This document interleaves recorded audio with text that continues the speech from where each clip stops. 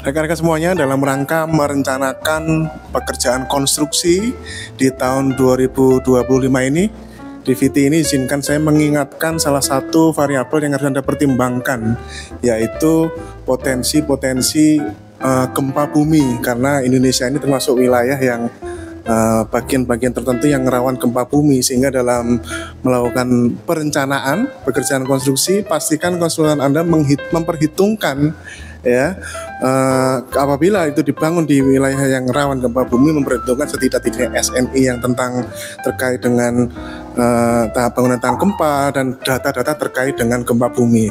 Nah, saat ini saya sedang berada di kantor saya sendiri. Biasanya saya ngonten di tempat lain, ini kantor saya sendiri. Ini ruang Seskom dan saat ini saya sedang berada dengan ahlinya ini ya, Mas Virga. Boleh diperkenalkan, Mas? Oke. Halo sobat semua, nama saya Virga Librian. Saya di sini sebagai koordinator bidang data dan informasi di Stasiun Geofisika Kelas 1 Bandung. Oke, ini dari aspek orang mau merencanakan konstruksi nih, Mas. Ketika seorang konsultan mau merencanakan menghitung konstruksi, itu kalau dari aspek data-data kegempa bumian, itu apa yang bisa disumbangsikan atau diberikan ke itu, atau sebelumnya boleh ceritakan dulu nih, Mas. Ini ruangan apa ini? Nah, ini adalah ruang analisis gempa bumi, teman-teman. Ini adalah ruang Seskom. Jadi di sini kita untuk menganalisis gempa bumi menggunakan multistation, di mana ini adalah jaringan Seskomnya. Yang ada di sini adalah peta sebaran sensor di seluruh Jawa Barat. 24 jam ini ya? 24 jam. 24 Lalu jam, ini guys. adalah waveformnya atau sinyal dari aktivitas getaran tanah yang ada di sekitar Jawa Barat. Dan itu adalah untuk analisis gempanya, seperti itu. Nah, ini kalau terkait kembali tadi, kalau dari aspek arsitektur, kalau kita merencanakan konstruksi ini, kira-kira apa yang bisa layanan yang bisa diberikan dari BMKG ini, Mas? Ya, mungkin sebelumnya kita harus mengetahui dulu bagaimana informasi mengenai jalur seismik khususnya atau peta sesar di suatu tempat. Seperti contohnya di Jawa Barat ini, kita ada sekitar 4 sesar utama, yaitu ada sesar Cimandiri, sesar Lembang, sesar Garsela, dan sesar Baribis. Jadi kita harus mengetahui dulu potensi kegempaan yang ada di wilayah kita itu seberapa besar. Misalnya untuk gempa dari sesar Lembang, berdasarkan hasil analisis para ahli, itu berpotensi mengakibatkan gempa dengan magnitudo maksimumnya 6,5 sampai dengan 7 magnitudo. Nah, dari dampak itu kita dari BMKG sendiri kita mengeluarkan namanya peta shake map.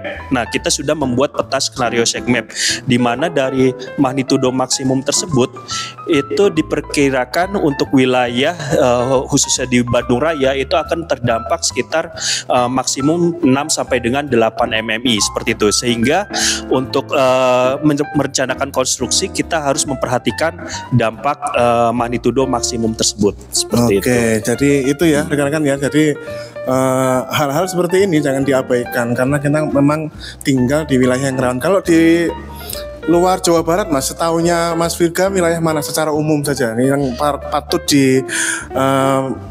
perhatikan ketika akan membangun suatu bangunan yang di wilayah yang cukup rawan, itu wilayah mana aja kira-kira? Nah, menurut Mas Virga setahu memang untuk di Indonesia sendiri memang hampir semua wilayah rawan gempa bumi, kecuali mungkin untuk yang agak-agak sedikit rendah tingkat seismisitasnya itu di Pulau Kalimantan, Mas Agus. Nah, untuk wilayah dari Sumatera itu dari potensi dari zona subduksinya maupun dari sesar Sumatera sendiri yang membentang dari Aceh sampai dengan Lampung, lalu di Jawa Barat, di Jawa sendiri itu banyak sesar yang berada di wilayah Jawa, itu seperti Baribis Kendeng yang memanjang di wilayah utara Pulau Jawa, dan juga sesar-sesar seperti sesar Opak itu yang mengakibatkan gempa di Jogja pada tahun 2006, dan di wilayah timur itu aktivitasnya juga itu sangat tinggi sekali karena memang kalau berdasarkan geologi dia adalah wilayah yang paling muda di wilayah Indonesia, sehingga tingkat aktivitas seismiknya sangat tinggi sekali seperti itu. Itu ya rekan-rekan semuanya untuk para perencana pekerjaan konstruksi untuk tahun 2025 saat ini. Ada pesan-pesan penting Mas kira-kira dari keilmuan geofisika ini yang bisa disampaikan Mas untuk tahun 2025 ini barangkali? Nah, mungkin kita berkaca dari dampak kegempaan yang terjadi seperti gempa Cianjur, gempa Sumedang, lalu gempa kemarin yang ada di Garut juga, itu banyak bangunan yang tidak memperhatikan kaidah-kaidah strukturnya seperti itu. Jadi yang hanya kunci bata, tidak menggunakan slope, tidak menggunakan tulangan besi, lalu campuran antar semen dan pasirnya, terlalu banyak pasirnya sehingga dia daya ikatnya sangat rendah sekali sehingga mudah lepas. Itu juga perlu kita perhatikan daerah yang apabila kita berada di daerah tanah lunak gitu, atau biasanya berupa eks sawah atau enggak awalnya adalah cekungan danau yang itu diuruk, itu bisa akan mengakibatkan amplifikasi getaran gempa bumi seperti itu, Was.